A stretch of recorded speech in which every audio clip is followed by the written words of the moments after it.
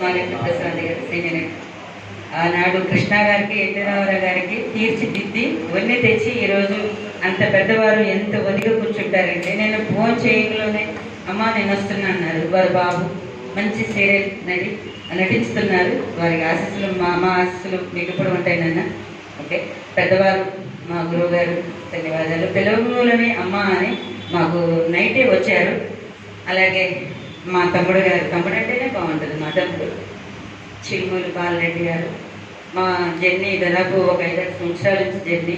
నిజంగా కలిసి పుట్టలేదు కానీ అంతకాడికి ఎక్కువే. అలాగే మా అచ్యుత్ తమ్ముడు గారు, వెంకట్ తమ్ముడు చాలా నాకు సపోర్ట్గా ఉంటారు. బాలరెడ్డి గారు తమ్ముడు మాకు ఎన్నో కార్యక్రమాలు చేస్తుంటే, ఎన్నో అవార్డులు, లైఫ్ అచీవ్మెంట్ అవార్డు, తెలుగు కీర్తి కిరీటం, నిత్యమైన కిరీటం పెట్టుకునే అవార్డు, చాలా దాదాపు ఒక 30-40 అవార్డుల దాకా కూడా వారీయటం కాక ఎన్నో సంస్థల ద్వారా కూడా మా అక్కగారు ఉన్నారని ఇచ్చారు. ఈ రోజున మా ఆఫీస్ ఉంటుంది, ఎంత ఉంటుంది, ఎంత మొత్తం అవార్డులే ఉంటాయి. అందులో నేను కూర్చుంటే నాకు కష్టం వస్తే అవార్డులే చూస్తాను, నేను ఎప్పుడే మర్చిపోతాను. అంత లైఫ్ ఎప్పుడు కూడా నేను బతికున్నంత కాలం కూడా మా తమ్ముడిని మర్చిపోను. ఎందుకంటే అక్క అందులో ఏంటి, ఇందులో ఏంటి, ఒక సంస్థను నువ్వే స్థాపించాలి. ఇందాకన్నాను మామయ్య గారిని అవేర్ లైన్స్ క్లబ్ ఒక ముచ్చాలు పనిచేయడం 200 దేశాల్లో 2వ స్థానం తెచ్చిపెట్టాను ఆనాడు నేను. అప్పుడు గోవర్ధన్ గారు ఇంటర్నేషనల్ అవార్డు ఇచ్చారు, నేను ఇంకా మర్చిపోలేదు. అప్పటి నుంచి అయిపోయింది. అప్పుడు ఇంకా చిన్న ఫోన్లు మాట్లాడటాలు, మీడియా, టీవీలు ఇవి లేవు. చిన్నగా అసలు అంటే అవేర్నెస్ క్లబ్ సంఘం పెట్టుకోవడం వెళ్ళిపోవడమే. ఇంకా ఎన్ని గ్రామాలంటే మా పుట్టిళ్ళు కూడా నాకు మర్చిపోయాను నేను. అక్కడ పంచాయతీ ఆఫీసులు మొత్తం కూడా మా పుట్టిళ్ళే అన్నమాట. ఆ పంచాయతీ ఆఫీసులు ఆ గ్రామాన్ని చూసి వెనక తిరిగి చూసుకుని నేనేనా ఇప్పుడు కొంచెం దూరం మెట్లు ఎక్కలేకపోతున్నాను. ఆనాడు గ్రామాలకు వెళ్ళి సుమారుగా 1,00,000 మందికి ఫుడ్ మిషన్ నేర్పించాను. నిజంగా చాలా అదృష్టం, చాలా సంతోషం కూడా. ఒక 11,000 మందికి ఫ్యామిలీ కౌన్సిలింగ్ చేశారు. ఈ నెలలో ఇంకా ఈ సంవత్సరం 550 అయింది ఇంకా కంప్లీట్ చేశారు. అలాంటిది నిజంగా అది మా అదృష్టం. గడప గడపగా వెళ్ళి మిషన్ టీచర్గా నేను చేస్తున్నప్పుడు ఒక ఆడపిల్ల మిస్ అయింది. అదే నేను వెళ్ళాను అనుకోండి, అలాంటిది జరగకూడదని ఆ మిషన్ టీచర్ కూడా ఆపేసి ఆ గ్రామాలకు వెళ్ళి ఒక్కొక్క టీంకి 20 మంది, 30 మంది, 40 మంది టీం ఆ పంచాయతీ ఆఫీసులో పెట్టి ప్రతి వాళ్ళు కూడా ఎవ్వరూ కూడా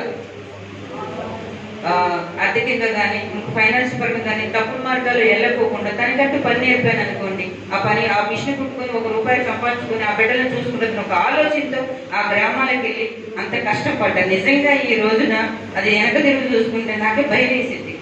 ఆ బిడ్డలు నేను ఎక్కడైనా కనిపిస్తే అమ్మ బాగున్నారా, నేను నేర్పుతున్నా, నేను బాగున్నా, నేను షాపులు పెట్టుకున్నా, వాళ్ళు షాపులు పెట్టుకుని నన్ను రుబ్బరిగడికి తీసుకెళ్తున్నా. నిజంగా అది నిజంగా ఒక కుటుంబానికి మనం ఒక బిడ్డల్ని ఎలా పెంచుతామో నాకు తెలిసింది. నా కుటుంబం, నాకు 2 బాబులు, 2 మనవరాళ్ళు, ఫ్యామిలీ సెట్లు. ఆ కుటుంబంతో పాటు ఈ సమాజం కూడా ఒక ఆడపిల్లగా పుట్టి ఆడపిల్లగా చనిపోకూడదు. మన వంతుగా మనం ఏం చేయాలి, ఈ సమాజం ఎప్పుడైనా కొంతకాలమైనా మనం గుర్తుంచుకోవాలి. ఇప్పుడున్న జనరేషన్కి, ఇప్పుడున్న వాళ్ళకి నేను చెప్పేది ఏంటంటే, మన ప్రతి మాట, మనం ప్రతిదీ కూడా ఎప్పుడు గుర్తుంటుంది. ఒక్కొక్క మాట మాట్లాడితే దాంట్లో ఒరే అన్నది వేరు, నాన్న అన్నది వేరు. ఒక మాట బతికించింది, ఒక మాట అదే మాట చంపేస్తుంది. అలా కాకుండా మనం ఒక అమ్మగా ఎదగాలి. ఒక అమ్మగా ఎదగాలని నేను ఈ స్థాయికి రావడానికి చాలా చాలా కష్టపడ్డాను. నిజంగా దీనికి మా పెద్దబాబు నాకు చాలా సపోర్ట్ చేశారు. ఈరోజు రాలేకపోయాడు. అమ్మ ఈ పని నేర్చుకుంటే ఇంకా బాగుంటావు, ఈ కౌన్సిలింగ్ ఇంకా బాగుంటుంది, ఇది బాగుంటుంది అని కౌన్సిలింగ్ సెంటర్కి వెళ్ళి నా పెద్ద కొడుకు, నేను అప్పుడు పుట్టి శిక్షణ చేయడమే నాకు తెలుసు, నా బాబు తీసుకెళ్ళి రేత్రి 12 1 గంటప్పుడు కూడా కౌన్సిలింగ్ సెంటర్ తీసుకెళ్ళిన ఒక గురువు శిష్యుడు ఎవరు అంటే నాకు నా పెద్ద బాబు. నిజంగా గ్రేట్గా ఫీల్ అవుతా. ఎందుకంటే ఒక వెనకాల ఎవరన్నా ఉండాలి అని అనుకుంటాను, కానీ నా వెనక నా పిల్లలు. ఈరోజు బాబు లేదు, నాకు చాలా బాధగా ఉంది. మా గురువు, మీ అందరికీ నేను ఎలాగో నాకు గురువు నా బిడ్డ. చిన్నతనమైన మొన్న చిన్న ఇష్యూ నేను అనుకుంటాను, ఇంకా మా చిన్న బాబు ఇంకా చిక్కుని తెలియదేమో, పిల్లలు ఎలా రేపొద్దున మాకైతే అనుకుంటా. వాళ్ళ తాతగారు చనిపోతే అదే అంటారు, మనం ఏం చేస్తున్నాం, మన పిల్లలు కూడా చూస్తూ బతుకుతారు అనేది నేను మొన్న చూసాను. జస్ట్ వాళ్ళ తాతగారు చనిపోతే బండ్లు అని తీసుకొస్తుంది. ఎందుకు బండ్లు? మేము ఉన్నాం, మనవాళ్ళు మేము మైండే అని వాళ్ళ తాతగారికి ఏమేమి కావాలో అనేది కొడుకులు కూడా పక్కన పెట్టి ఆ వ్యక్తిని తాతగారికి ఏం కావాలో తీసుకెళ్ళి చేతులతో మోసుకెళ్ళి అక్కడ పెట్టించారు. అంటే మనం చేసేది మనం అనుకుంటాం పిల్లలకు బాధ్యత తెలవలేదు అని. మనం బాధ్యతగా ఉంటే మన పిల్లలు ఖచ్చితంగా ఉంటారనేది నాకు అర్థమైంది. అది చాలా సంతోషం, నాకు చాలా చాలా సంతోషం అనిపించింది మా పెద్దబాబు మాట్లాడుతుంటే. నిజంగా ఈ సొసైటీకి నేను ఏమి ఇచ్చానో నాకు తెలవకుండా ఆటోమేటిక్గా నేను వచ్చేసాను. కానీ నాకు మాత్రానికి చాలా మంచి పేరు, మంచి గౌరవం తెచ్చిపెట్టారు. ఒక అమ్మగా, ఒక తల్లిగా, ఒక కూతురుగా, ఒక ఫ్యామిలీ కలిపిన రోజున ఫుడ్ కూడా 4-5 అయింది.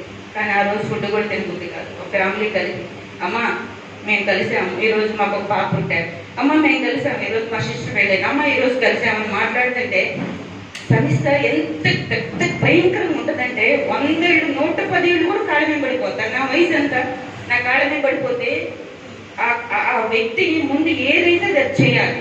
నిజంగా ఆ శ్రీమన్నారాయణ దగ్గర ఒక ఆడపిల్లకి బయటకు వస్తే కష్టాలు అంటే ఫైనాన్స్ పరంగా ఏదైనా కష్టం ఉండేమో కానీ పర్సనల్గా ఏం కష్టాలు అయితే నాకు రాలేదు. నేను గొప్పగా చెప్పుకుంటాను.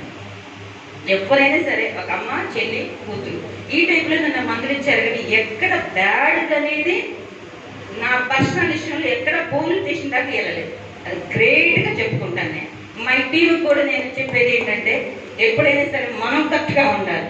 మన మాట కానీ, మన కట్టుకునే బట్టలు కానీ, మనం ఏదైనా సరే ఒక నీతి నిజాయితీ ఎక్కడుందో దానికి ఎప్పుడు సపోర్ట్ చేయాలి.